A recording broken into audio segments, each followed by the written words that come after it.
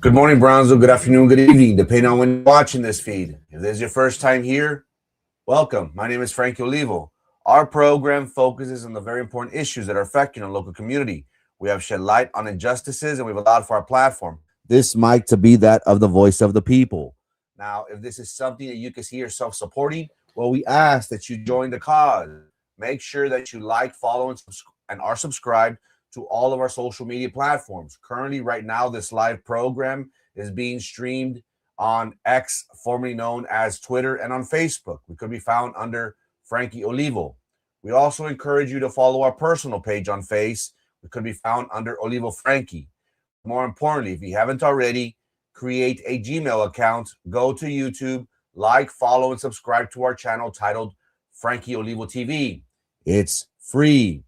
Remember, Brownsville, I will never ask you for money. I will never ask you for food. If you want us to continue to provide you with all this breaking news, these latest coverage that is happening within our area, we will gladly do so. All we ask in return is something very simple, something that won't cost you a dime. It's easy as a 1, 2, 3 ABC. Now, you may ask yourself, why? Why are you asking us to follow you on all of your social media platforms? Well, as of late, our Facebook page is at risk of being taken down. The powers that be do not want you, the voter, the constituent, to know the truth. So just in case you don't find us anymore on Facebook, we have other channels and other avenues in which you can always find us Monday through Friday, live. We will not be silenced. So if you're really about the cause and you want to stand up to corruption and you want to hold our elected leaders and those in leadership positions accountable, well, make sure that you are subscribed to all of our social media platforms. Remember, Good Morning Brownsville will come on Monday through Friday religiously. So make sure that you are following, make sure you're liking, and most importantly, make sure that you are subscribed to Frankie Olivo TV on YouTube to tune in. We will not be silenced. And remember, Brownsville, we are forever grateful to each and every one of you for the time and attention that you always provide us. Thank you so much for that. How we doing, chat? How we doing? Happy Thursday. Friday Junior. I hope this week has been an eventful one for each and every one of you. We are, 2 days away from Valentine's Day. Make sure you get a gift. You know, I was asked, are we doing something for Valentine's? No, we're not. But it's tradition. I'm joking. Make sure that you do something for your loved one, because if not, you might be in the doghouse. I constantly live in the doghouse. I'm trying my best to get out. So I'm looking forward to that. I really am. I know people that know me well are like, what? Nonetheless, get something for your loved one. It could be your spouse, your sancha, your mother, your father. Let those people know that on the day of love that they mean something to you, that you cherish them and value them. It's always important for us to not just say it with words, but with actions.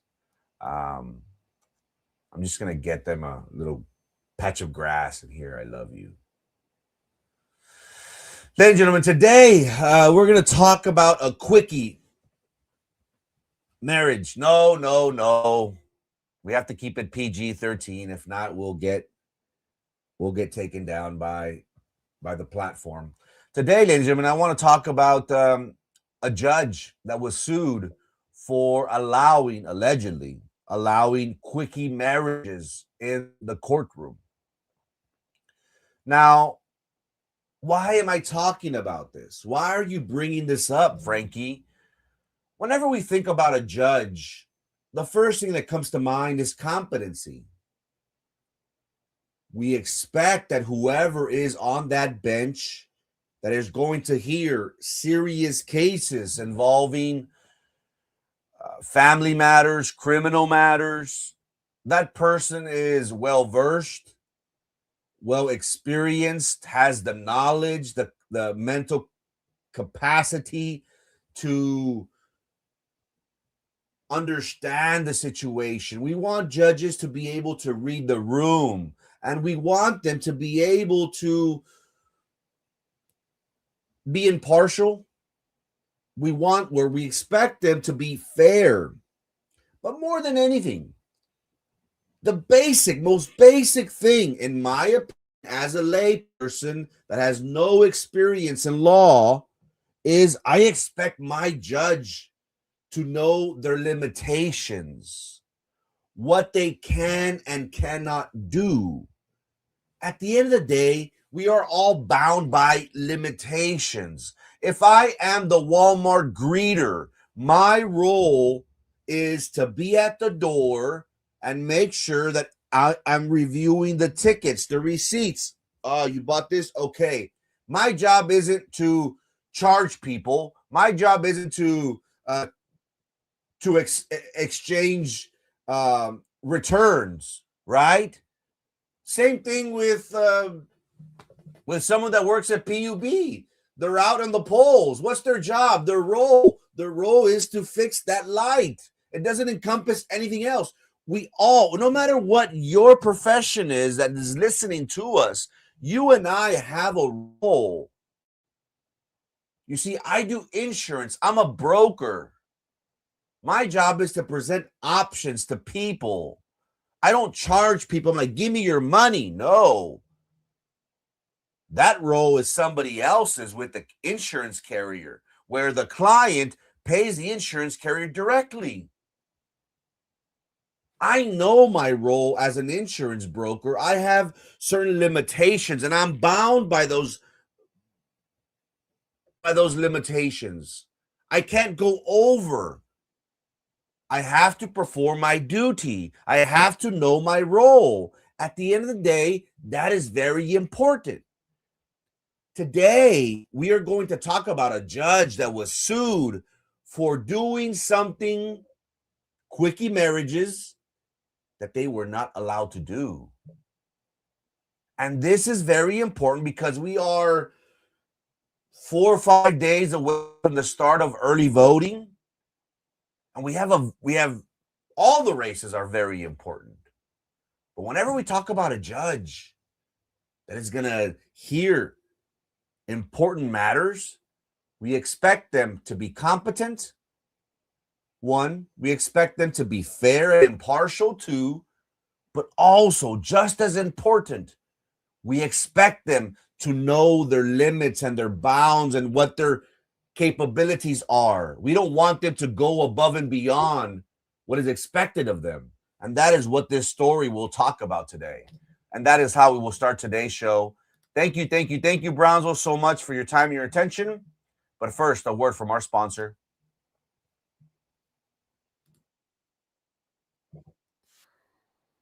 County that's ready for change. It's time to bring accountability, transparency, and efficiency to how your tax dollars are managed. We can lower taxes and make government work smarter for you. I'm Jonathan Gracia, and I humbly ask for your vote for Cameron County Treasurer. So together, we can build a better future.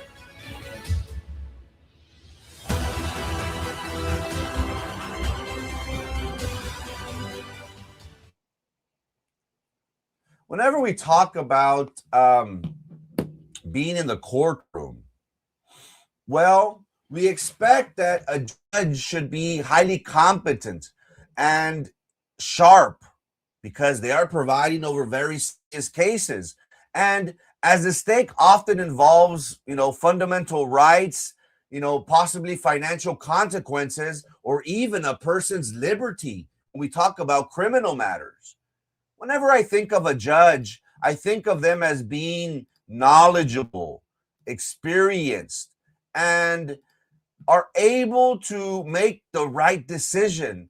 And look, I had the privilege and honor to work for a state district judge, and my experience is that it's a very difficult position. You're not going to make everyone happy. That's what I saw. But we expect our judges to be fair and impartial.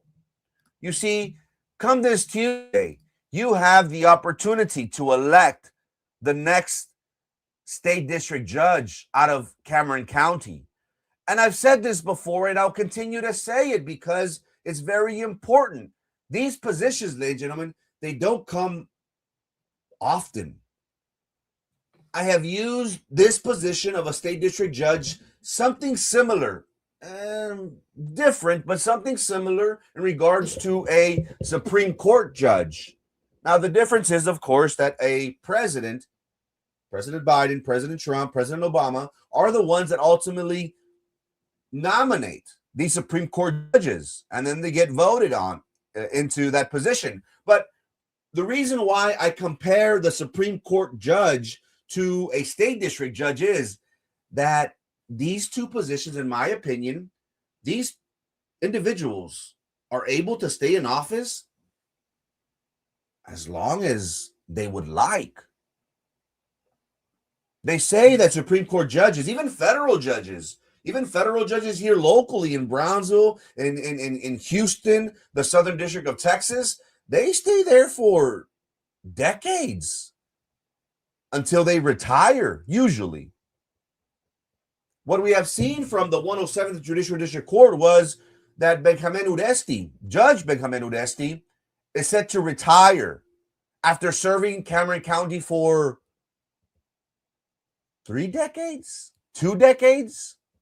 It's a long time. So for these positions to come up, it's a big deal. So whenever these 3 individuals are asking for your vote, it's important for us to put them under a microscope. We want to know what's their experience, what's their background, how were they as practicing attorneys? Because if we understand and study them professionally, we could get an idea, a glimpse into what they would be like on the bench. That is why this position is very, very important. Because when we talk about a state district judge, these individuals ultimately are the ones that are going to keep our community safe or not. Are they going to be tough on crime? Are they going to let out those individuals that are committing crimes and possibly endangering Cameron County? Well, a big responsibility, a big role is going to be one of these 3 individuals. Whoever gets selected in this primary and whoever goes up against Frank Lozano out of the Republican Party in November, and whoever wins that race is ultimately going to be entrusted with a very, very important task. And that is why we focused on this story, because you deserve to know how these individuals ultimately will act. And by us studying how they were as attorneys, it could give us an idea into what they will do as state district judges. Whenever we talk about competency, whenever we talk about intelligence, what comes to mind is that an individual that is knowledgeable, they're able to analyze facts, they're able to weigh between conflicting testimonies. Remember, you have a family dispute. You have parties that are trying to tell the judge why they are best fit to, have custody over the kids, while they deserve property, where they are entitled to certain things. And the judge, they are supposed to weigh the testimony. They're supposed to interpret statutes and precedents with clarity and precision.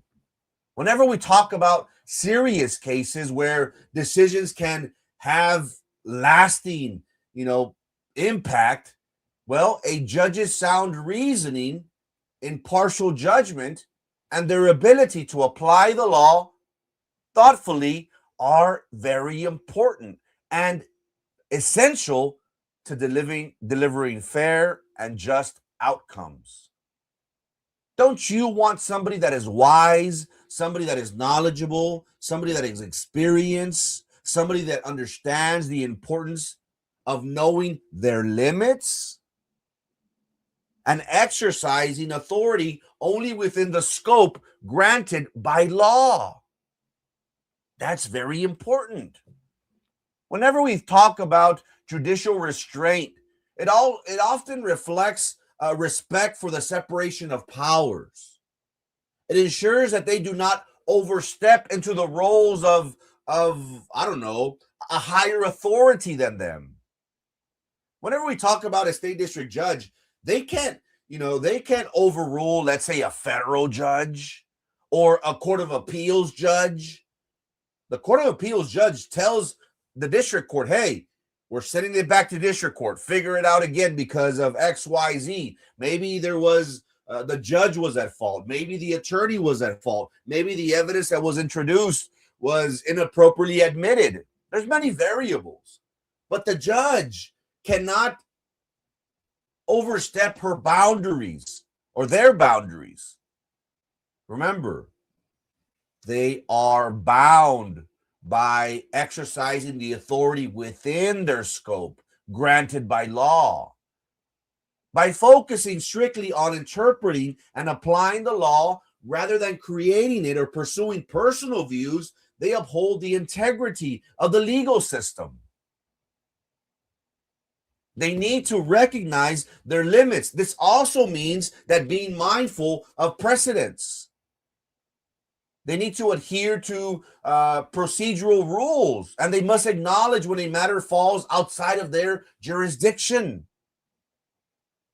This disciplined approach fosters fairness, predictability, and trust, ultimately, in the judicial system.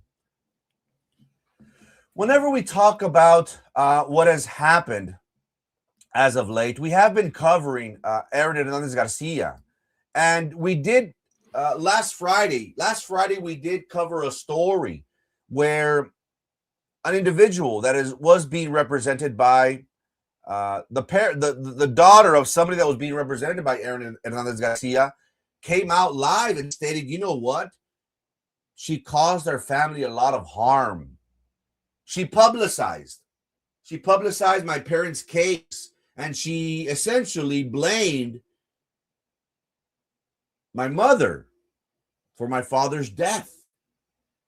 She publicized it on Facebook. And while she didn't say the name, people were able to dictate and pinpoint, oh, she's talking about that family. And if you have heard the story, I encourage you to go and see it for yourself because it's very moving. And one thing that I want to state is, on the record, I asked the young lady, are you doing this out of your own free will? Are you being forced? Are you being coerced? Is somebody paying you? She said, no. I said, me, Frankie Olivo, did I in any way coach you? Did I suggest things to tell you before we came on this program? She said, no, I'm doing this because this is my experience and I want to bring awareness to this matter. Whenever we talk about a state district judge, we have to take into account their time as an attorney, because that ultimately, ladies and gentlemen, will give us an insight into how they would be on the bench. We want someone that's smart. We want someone that's compassionate. We want somebody that's fair, that's knowledgeable, that is experienced, because ultimately this individual is going to have a lot of power and say so. And she or he could ultimately change the lives of many people for the good or for the bad. I've been criticized for having this personal vendetta against Aaron Hernandez Garcia. Ladies and gentlemen, those people that are saying that must be new to the program, because we cover stories.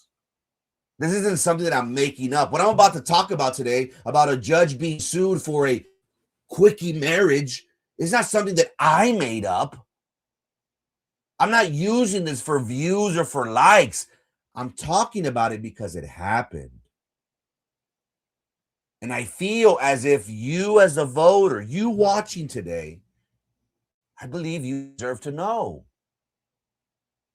We understand why people are mad at us and criticize us. At the end of the day, I feel as if I'm just doing my job. I don't get paid for what I do. I wish.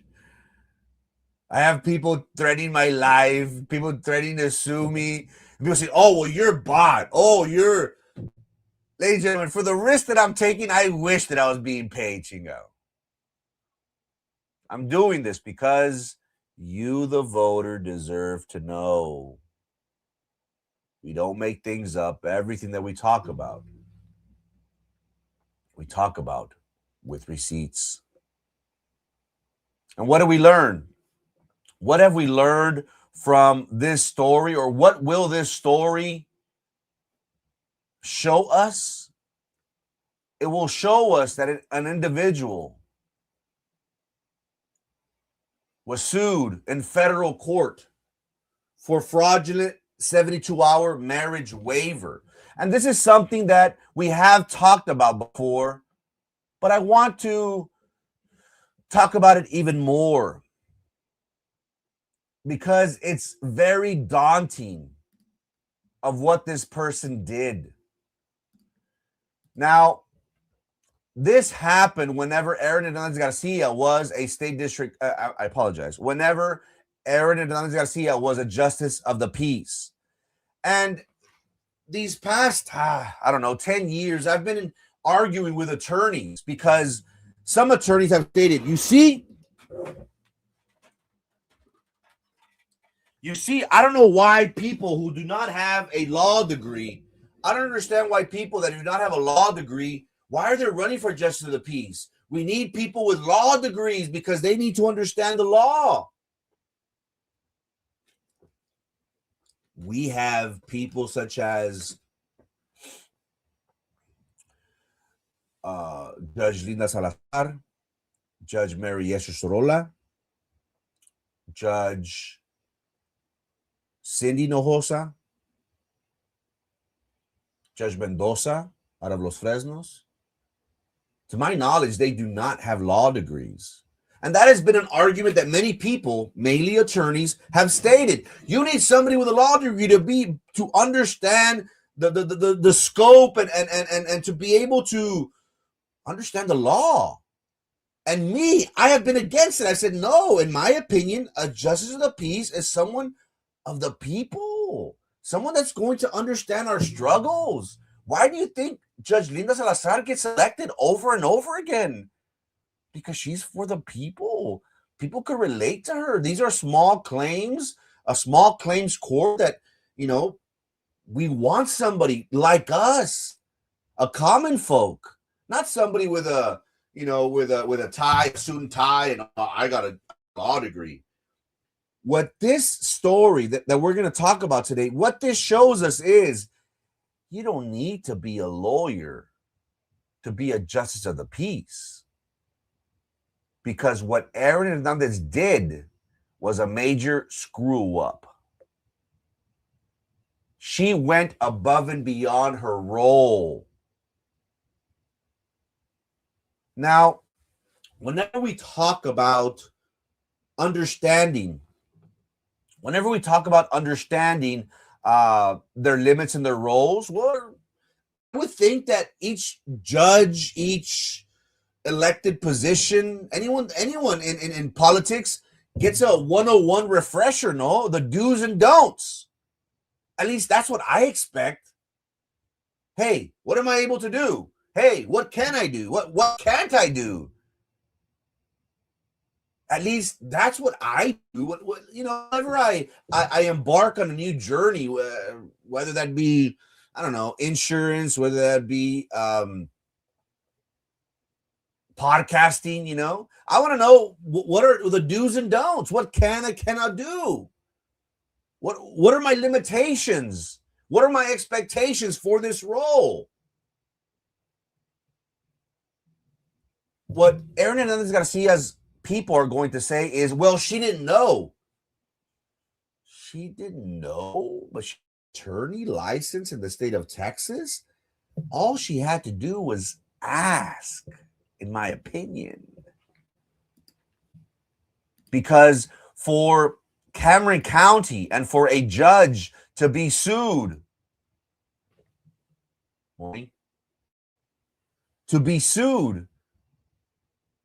in federal court, to me, it's a big deal because it shows that there was negligence, or they're alleging negligence on the part of a judge.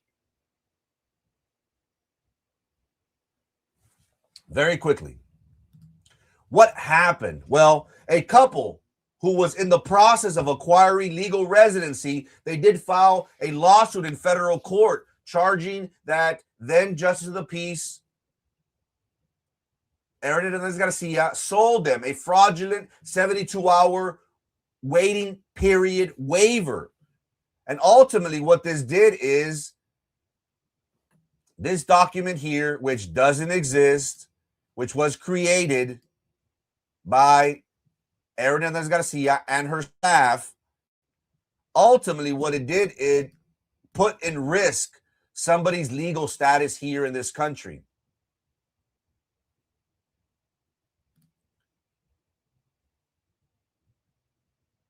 What the lawsuit alleges is that it put their residency, their legal status application for residency here in the United States in danger. It delayed or caused it to be rejected by immigration officials. The plaintiffs did name Aaron Hernandez Garcia, her brother, Ernie Hernandez Garcia III, and the father, Precinct 2 Commissioner Ernie Hernandez, as defendants in the federal court for the Southern District of Texas in Brownsville. The plaintiffs, they claim that they filed their lawsuit pursuant to civil rights and RICO statute.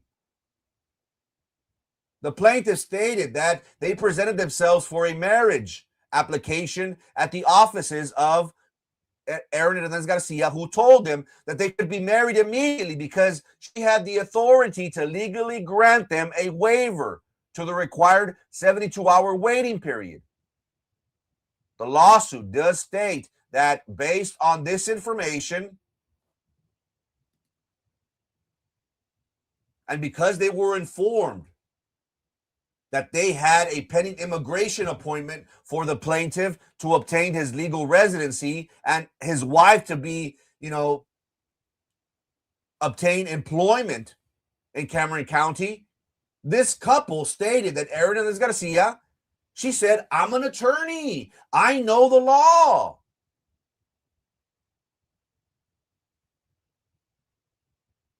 They allege fraud against Aaron Hernandez Garcia.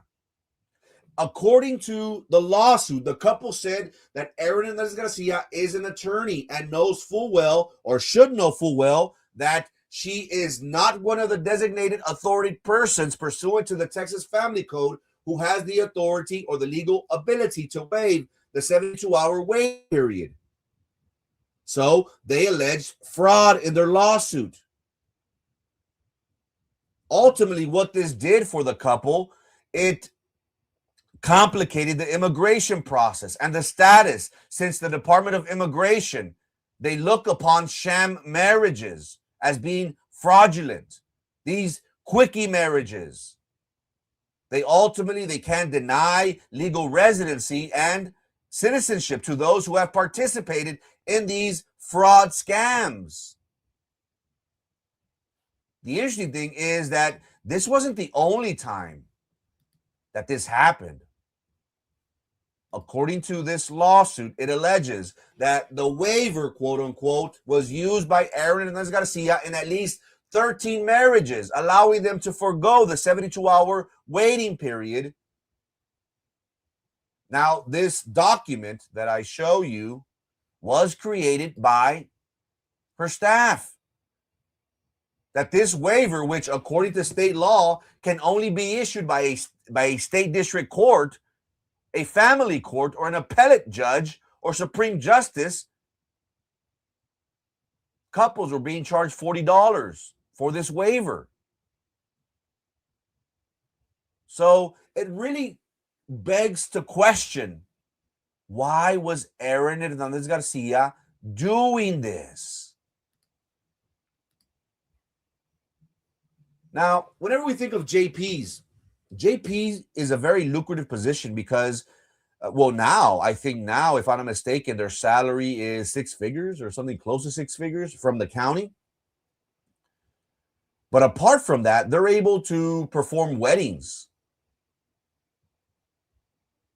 And a wedding, you could charge anywhere from $300 to $500, sometimes even more at the bridge. It's a very lucrative thing, lucrative gig. So Aaron Hernandez Garcia was doing something that she was not allowed to do. She was going above and beyond her scope, her limitations. Why? Was it for money? Because what she was doing is she was double dipping. She was charging for the waiver of the fee, and she was also charging for the wedding. But she's not allowed to waive that. She has no authority to waive that because she's a justice of the peace. The only ones that could waive that fee is a state district judge, a family law judge, or an appellate judge. They are the only ones in Texas that have the authority to waive the 72 hours. And why do people want the 72-hour waived?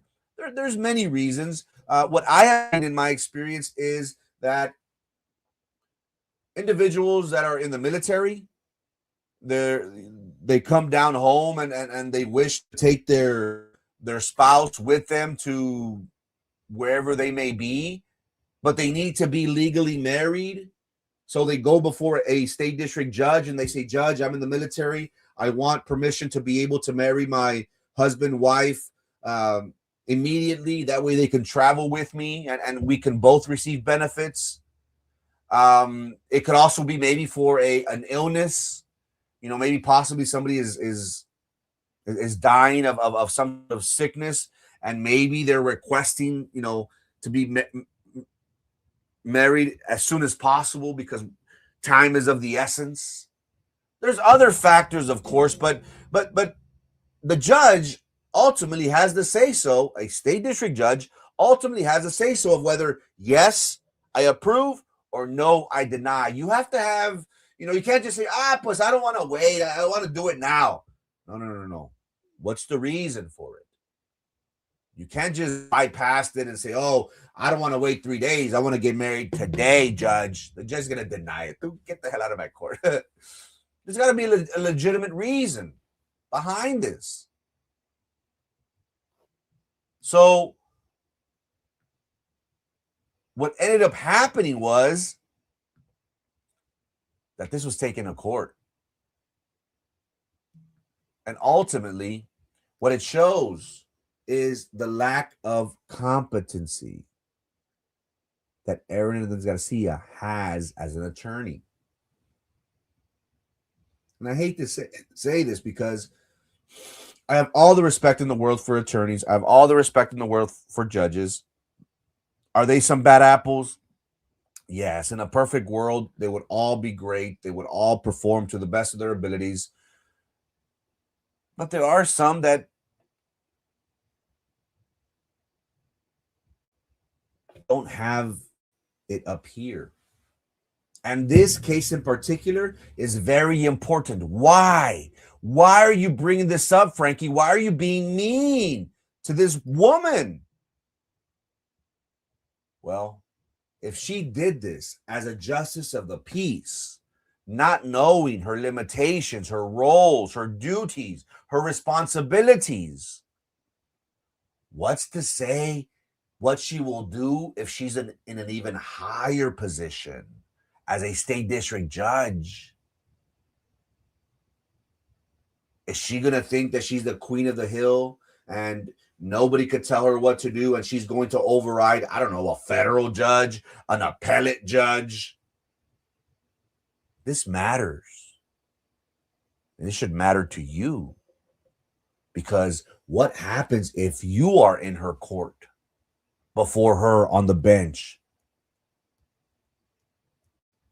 and she does something that she's not allowed to do, and it goes against you. Don't you think that you deserve to know what this individual did previously? Because her team is saying, "Oh, she's competent. She'll be a great judge."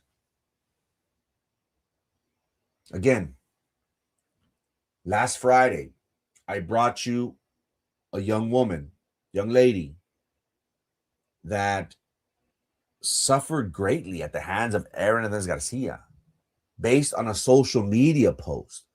And the way it works is, ladies and gentlemen, usually, again, I'm thinking as a layperson, as a random Joe, you're not supposed to talk about that. You have attorney-client privilege. I understand the individual passed away, but you have a duty to not disclose any information, private, sensitive information of your client to the world. Now, if that information is needed for some sort of, litigation, some sort of legal case, and yes, of course, you need to divulge that information. But for an attorney to take it upon herself and say, "Oh, well, pretty much blaming the mom for the death of her client." That's how the young woman interpreted it as. That her brothers were 12, 13 years old, and they read that. And it was kind of weird to have, they were questioning the mother. "Mom, did you play a role in my dad's death? Are you the reason why he crashed? Because he had to be here a day earlier," or something like that. It's horrible. It's that's one case. And again, if you didn't see Friday's story, I encourage you to go to our videos. It could be found on YouTube under Frank Olivo TV. If not, you could find us on Facebook. The title of that program is The Interview Aaron Hernandez Garcia Does Not Want You to See. And it's not me saying it. We have the actual person that suffered and went through that. People might laugh at her, might ridicule her, but that woman is very brave for coming out and saying, "Hey, I don't think Aaron Hernandez Garcia is capable of being a judge because of what she put my family through." It was a very touching interview. It was difficult for me to process and be like, "Oh man, it's tough." We have that. And now we have this. What do you expect out of your judge? What do you want out of a person that's going to be in front of you? We want them to be competent. We want them to be smart, to be sharp, to be able to preside over serious cases. They have to understand that the law. They have to be able to have some sort of standard. They have to maintain order in the courtroom. They have to be able to analyze facts. They have to weigh testimony. They have to interpret statutes and precedents with clarity and precision.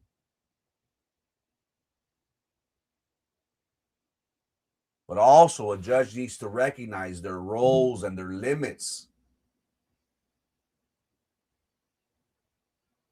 They need to acknowledge when matters fall outside of their scope, outside of their jurisdiction.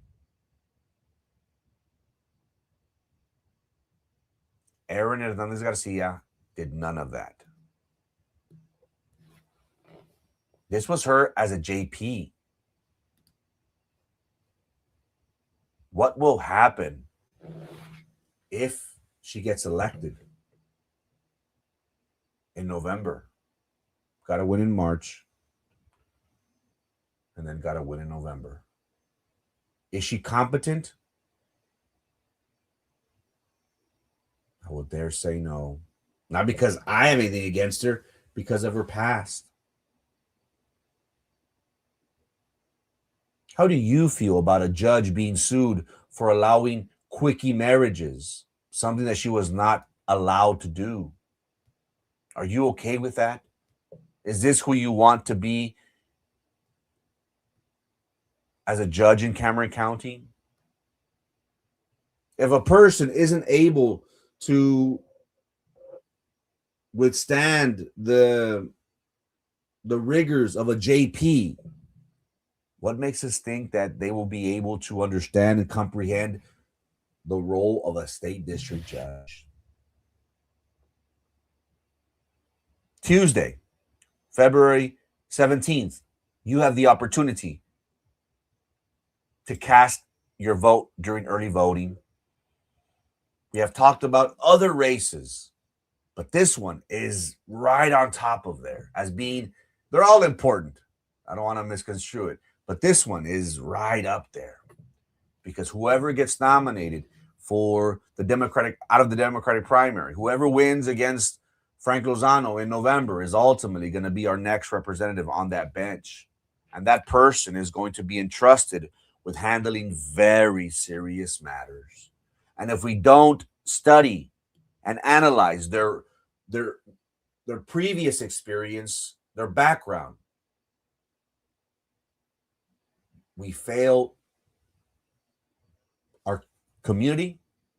We will be failing our community if we don't shed to light these instances where the competency, intelligence of a person is in question. How will you vote in early voting? Ladies and gentlemen, if you haven't already, make sure you subscribe to our YouTube channel titled Frankie Legal TV. Best believe we'll come on Monday through Friday religiously. All we ask of our community is something very simple. Make sure you subscribe to our YouTube channel titled Frankie Legal TV. Thank you so much for your time and your attention. Hope to see you here tomorrow morning. My name is Frank Olivo, and this is Good Morning Brownsville. Peace.